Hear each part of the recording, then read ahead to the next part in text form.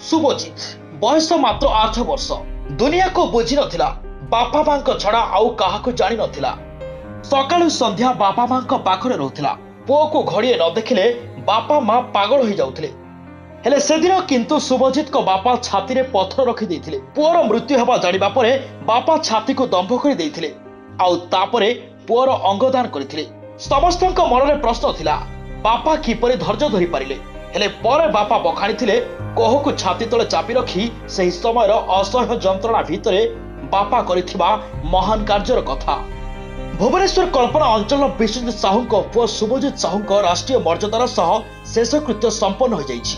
आउ पुओर मृत्यु को एहारे भितरे 2 दिन बीती जाइछि। एतिक बेले सारा ओडिशावासी एही बापा को सलाम जणाउछंती जे मानविकता मृत्यु हेबाकु देई नाहंती।